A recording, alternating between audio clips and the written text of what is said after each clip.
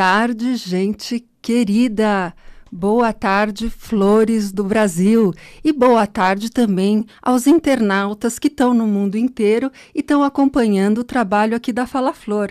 Eu quero deixar para vocês um grande beijo e dizer que sejam bem-vindos, sejam acolhidos e abraçados aqui pelo nosso programa. Pessoal, hoje nós vamos entender o cérebro e o amor. Vamos entender a evolução do amor, o que acontece no nosso cérebro enquanto estamos conhecendo uma pessoa, se apaixonando por ela. O que acontece, como a ciência vê e explica esses mistérios, e o que é mistério e o que é realidade. Para o programa de hoje, eu trago 2 florais. O primeiro é o White Chestnut, que traz a paz mental, que traz a paz para as pessoas que têm pensamentos recorrentes. E trago também o White Oak, que traz clareza, direção e meta. Então, como nós sempre fazemos aqui, temos uma frase de reflexão para iniciar o nosso programa. A frase, falando de amor, não podia ser de outro dramaturgo, né? E senão de William Shakespeare. Vamos lá? O amor não se vê com os olhos, mas com o coração. Olha que sensibilidade. O amor não se vê com os olhos, mas com o coração. O que Shakespeare está expressando, né, nessa frase? Vamos lá. Ver com o coração é ter visão interior, é sentir o coração, é sentir a direção de onde seguimos quando estamos apaixonados, quando estamos interessados. Essa luz que dá direção ao nosso caminhar é aquela luz da iluminação, a luz que não se apaga nunca, é a luz do olhar do iluminado, é a luz da iluminação, é a luz do olhar de cada um, que cada um tem um brilho no olhar, não é mesmo, gente? E como eu sempre faço aqui, a gente vai olhar a visão interior no macro-universo e no nosso universo particular. Vamos começar pelo macro-universo, então. Todos nós, seres humanos, nós temos o quê? Uma percepção do amor. Por quê? Porque o amor é a grande força do universo. A visão interior, nesse caso, é como você percebe o mundo. Por quê, gente? Porque a experiência humana, o universo, ele fala com a gente vive através da nossa própria vida. Essa sabedoria shakespeariana, o que ela nos mostra? Que nós precisamos e podemos ativar a nossa sensibilidade, aprimorar a sensibilidade. Ter visão interior é justamente isso, é ter o olhar do sentimento para tudo, sobretudo para essa força universal que todos temos percepção, que é o amor. Agora, e no nosso universo particular, né? Na nossa vida, o que é essa visão do Shakespeare? Olhar o amor sem ser com os olhos, mas com o coração. Gente, é enxergar quem amamos, né? Principalmente a pessoa amada, na plenitude de seu ser. Eu sempre falo aqui, a pessoa com quem nos relacionaremos ou nos relacionamos, ela é um ser verdadeiro, ela não é um ser idealizado, como nós somos seres verdadeiros. Então, essa viagem para dentro de si e essa viagem para dentro dos nossos companheiros também, ela diz o quê? Ela mostra o quê? O que é conhecer a verdade interior. Essa é a percepção de olhar com os olhos do coração. Não é a verdade que você gostaria de encontrar, mas é deixar fluir naturalmente, é você deixar se surpreender por essa força universal. Até porque, pensem aqui comigo, o amor inspira. O amor é o grande tema de tudo nesse universo. O amor está nas novelas, nas peças teatrais, nas músicas, na própria poesia, nas obras de arte, nos dramas. Então, em nós, o amor está em nós, nas nossas vidas. Quem de nós não tem uma história para contar, né? Seja qual for, mas envolve amor. É através do amor que propagamos a nossa espécie. Então, o amor por tudo Ele inspira, seja pela sua profundidade, seja pela sua beleza, seja até pela sua perda e seja até pela preocupação que a sua falta nos traz.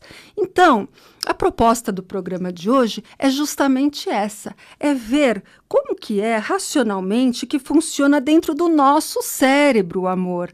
Né? Enquanto a gente está conhecendo uma pessoa, o que está acontecendo aqui dentro do nosso cérebro? Como que a gente conhece as reações, né? Mas a gente não conhece os caminhos do amor. Como que ele percorre?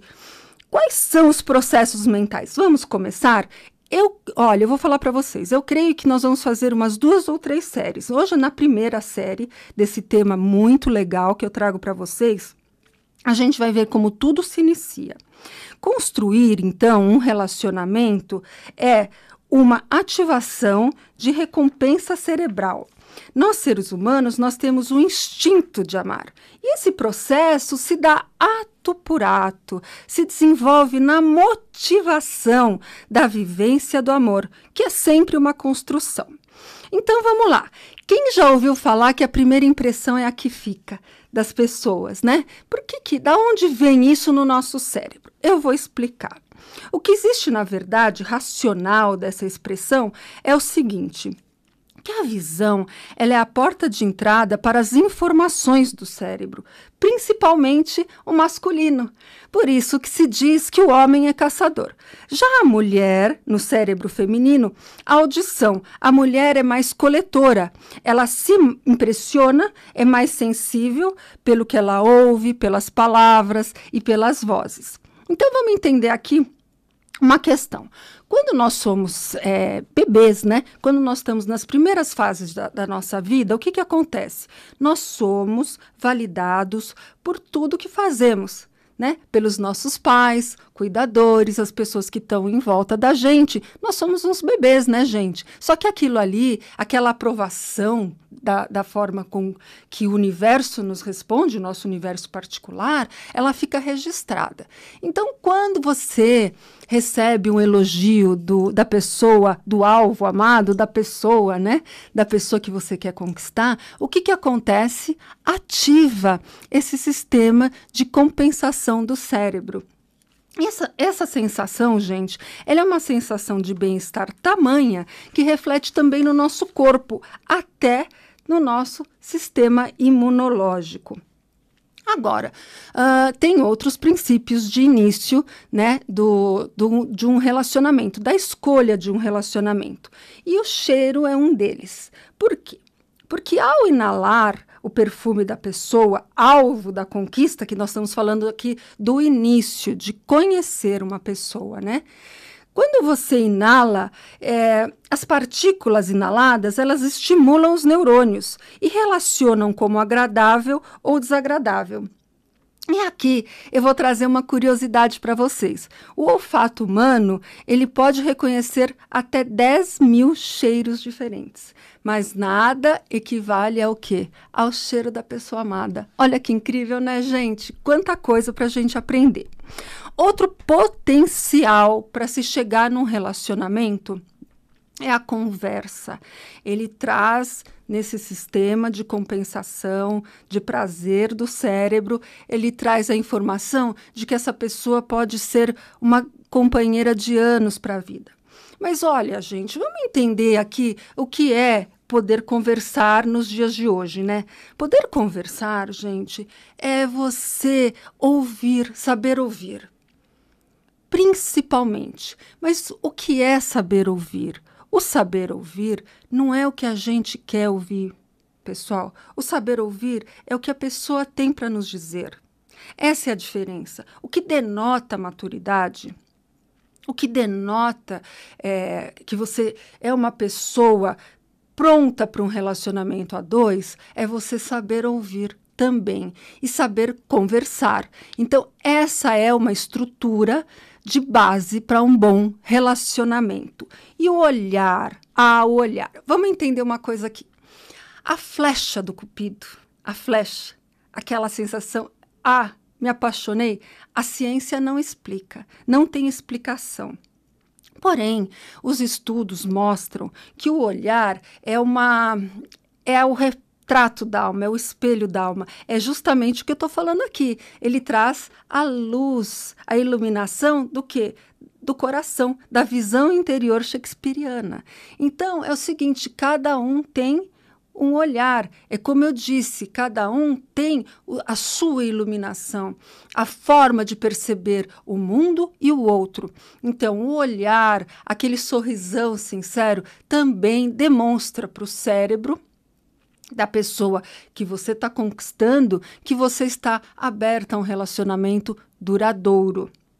Muito bem, aqui eu vou dar uma dica da Flor. Se você tem um amor ou se você já encontrou essa pessoa, cuide com muito carinho desta relação, porque vocês vão ver o caminho que se percorre aí no cérebro para chegar nessa pessoa. Bom, por que eu digo isso? Como para a ciência é um mistério, para os neurocientistas a questão é explicável, sim. Então vamos lá. Quando a gente toma a decisão de ficar com uma pessoa ou que você já está com a pessoa e decide realmente ficar com ela, se dá um fenômeno que chama sincronia elétrica, é que favorece continuar ou iniciar uma união. O que é essa sincronia? O pesquisador Moran Cerf, da Universidade de Northwestern, ele fala o seguinte, lá nos Estados Unidos, que ele passou 2 anos estudando o cérebro, ele fala o seguinte, numa entrevista à BBC, que escolher corretamente o amor com quem quer se viver, bem como as pessoas que te rodeiam, é uma decisão das mais importantes na sua vida. Por quê? Eu vou ler as palavras do neurocientista. As pessoas mais próximas a você têm um impacto na maneira como você se relaciona com a realidade, maior do que você pode perceber ou explicar. E uma das consequências disso é se tornar parecido com essas pessoas. Então é o seguinte, tem 2 coisas aqui que a gente vai falar. A primeira, sabe quando você está num relacionamento, às vezes até num relacionamento de amizade, que você conversa com a pessoa pelo olhar? Sabe o que é, gente? Você vai falando, às vezes até com seu namorado, com seu esposo, com seu melhor amigo, vocês estão conversando, aí você fala assim, nossa, é sintonia, é sincronia elétrica. Por quê? Porque o cérebro conversa. Você fala, nossa, eu li seus pensamentos, e realmente você leu. Mas mais profundo do que isso é o seguinte, quando você toma a decisão de ficar com essa pessoa e fica com essa pessoa, acontece que vocês vão ficando parecidos. Por quê? Porque o sistema acaba se assemelhando. Olha mais o que ele fala aqui. Do contrário disso, né? E a gente às vezes percebe, os casais vão ficando parecidos mesmo, não é? Então, eles vão ficando assim, afins na forma de ver o mundo, na forma de ver a realidade. Então, agora eu introduzo a segunda observação de muita sabedoria do nosso cientista, Moran Cerf. Se você escolhe um companheiro ruim e passa 10 anos com ele, essa decisão vai ter impacto significativo na sua personalidade e na sua vida. Bom, ele estudou 20 anos, está estudando aí o cérebro por 2 décadas. Então, fica aqui também essa outra dica. Mas vamos lá.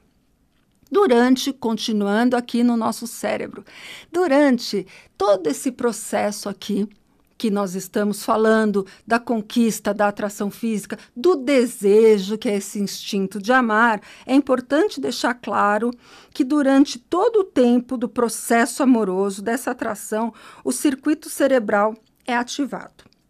Segundo o Dr. Luiz Fernando Gomes Pinto, do livro Neurociência e Amor, o circuito cerebral é o quê? Vamos lá, gente.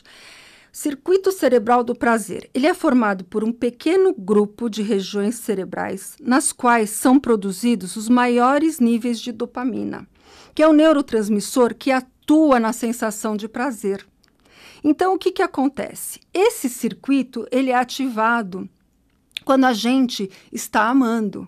Então, quando a gente está amando, para o cérebro, e quando a gente está num relacionamento saudável, o que acontece? Para o cérebro, ele está associando essa atividade de sobrevivência a uma situação prazerosa. Olha como é bom a gente ter um relacionamento enriquecedor, um relacionamento bom.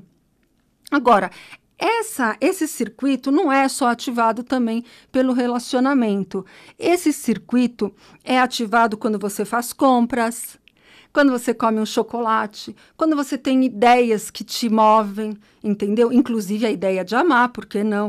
Então, é para a gente entender, né, que quando esse circuito é ativado, a gente sente uma sensação muito boa. Agora, esse circuito, ele também pode ser ativado com substâncias prejudiciais à nossa saúde, que é o caso da cocaína, que dá uma sensação, né, de também prazer, mas devido à produção artificial da dopamina, certo? Então, fica aí também esse conhecimento que é de grande valia para todo mundo. Bom,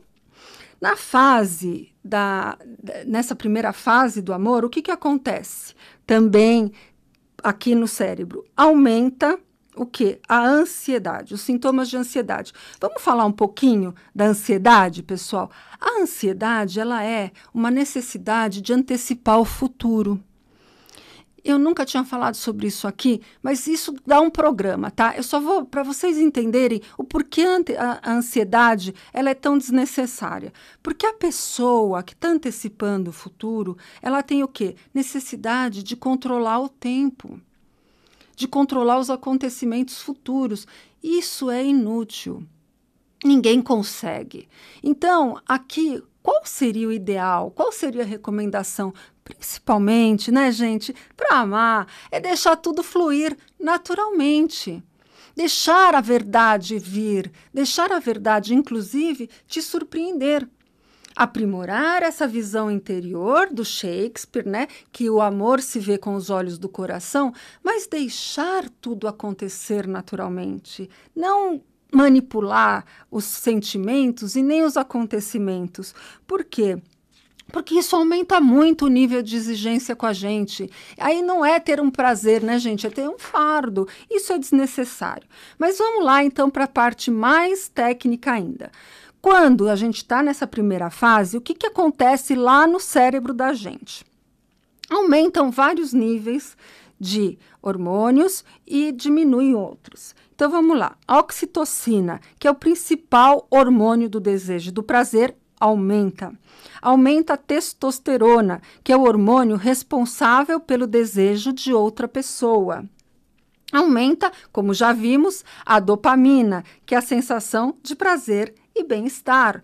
Aumenta a adrenalina, né? Que é aquele hormônio que prepara o organismo da gente para sensações de perigo, para a sensação de esforço físico, estimula o coração, eleva a tensão arterial e, com isso, ela acaba relaxando alguns músculos e contraindo outros. E diminui a serotonina, que é o hormônio que atua no sono, por isso que às vezes a gente perde o sono, fica mais excitado, né?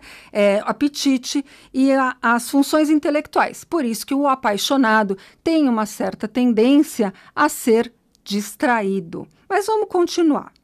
As fases do amor são o amor amigo, o amor companheiro e a paixão. A paixão antecedendo. A paixão dura até 12 meses e traz outros caminhos, reflexos, outros todos reflexos. E também o amor companheiro, que pode durar uma vida inteira, que também muda o cérebro e o comportamento da gente. Esses dois itens, essas duas fases, eu vou deixar para a semana que vem, pessoal, porque é muito conteúdo, muita informação. Mas a pergunta até que eu lancei aqui para os nossos internautas: a ciência explica o amor? Não, gente, a ciência não explica o amor. Essa flechada do Cupido, o porquê escolhemos uma pessoa e não a outra, e por que convivemos, e por que existem pessoas que brigam e não se separam, não tem explicação. O que acontece aqui é que a ciência reconhece que o amor é imprescindível, porém inexplicável. Ela constata, a ciência, como vimos aqui, as mudanças que ocorrem, né, em cada fase do amor, as mudanças que ocorrem no cérebro e no nosso corpo quando estamos amando e apaixonados. Mas a flecha do Cupido é um mistério. Bom, vamos lá. Como eu faço em todo o programa, aqui eu vou coroar o nosso aprendizado da tarde de hoje com um símbolo. E o símbolo de hoje é uma história do cinema, que é A Bela e a Fera, que mostra bem, vai ilustrar bem para vocês entenderem o que foi falado, o que foi explicado aqui na tarde de hoje. O que traz? Qual que é a simbologia do enredo da Bela e a Fera? A Bela é uma personagem que pede uma rosa para o seu pai. Pelas imagens do filme, é uma rosa vermelha. No sentido metafórico, né? No sentido de símbolo, a rosa vermelha é um amor. Então, a Bela pede uma rosa vermelha, ela está pedindo um amor, né? E o seu pai, então, vai buscar essa rosa para ela e traz joias para as irmãs, enfim. Mas a Bela, ela vai lá e pede um amor, pede uma rosa vermelha. No que o pai da Bela vai buscar essa rosa, ele é flagrado lá pela Fera, né? E a Fera faz do seu pai um prisioneiro. A Bela, sabendo disso, o que ela faz? Ela pede para ficar presa no lugar do pai. Né? O pai já tem idade, ele é uma pessoa, inclusive, adoentada pelo enredo, e ela fala, então, eu vou no lugar dele, né? Eu fico no lugar do meu pai. E a Bela, ao fazer isso, o que ela está fazendo, gente, que é muito importante? Ela está enfrentando um problema, ela está enfrentando um desafio com coragem, ela está enfrentando um desafio de peito aberto, e ela vai. Ela não tem medo da Fera. Ela vai por quê? Porque a Bela, ela tem o olhar do coração, ela tem a pureza, ela tem essa visão interior. É o que eu sempre falo aqui, não vamos fugir do problema, vamos olhar para ele, vamos conversar com ele. A Bela olha para o problema, se apresenta para o problema, conversa com ele o filme inteiro, nós vamos continuar depois na série falando sobre esses diálogos que são muito interessantes, e a Bela, inclusive, dança com o problema dela. Ela chega a dançar com o problema dela. E o que vai acontecendo nessa trama?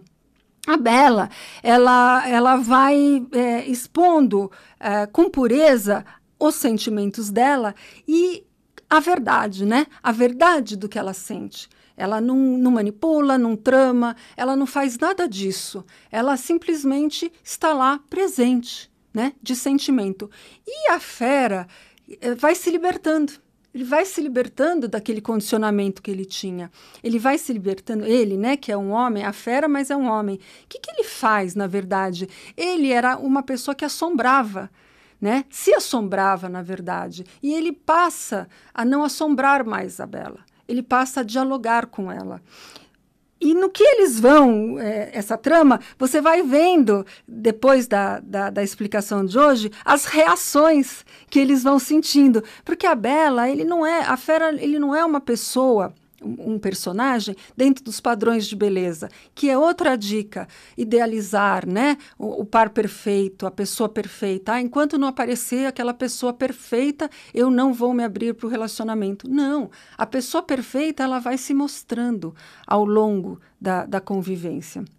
Mas, enfim, a Bela, ela convive com a Fera e vai libertando a Fera de todos os preconceitos que ela tinha sobre ela mesma. E quando a Bela, então, dá um beijo na Fera, a feminina, né, pela primeira vez assim na história, no conto de fadas, ela dá um beijo e transforma num príncipe, não é? Que interessante. Então, quando a Bela faz isso, o que acontece? A Fera se transforma aí num príncipe. Então, gente, a moral assim dessa história, além de todos os fenômenos aí, todos os mecanismos cerebrais, o que aconteceu com a Bela?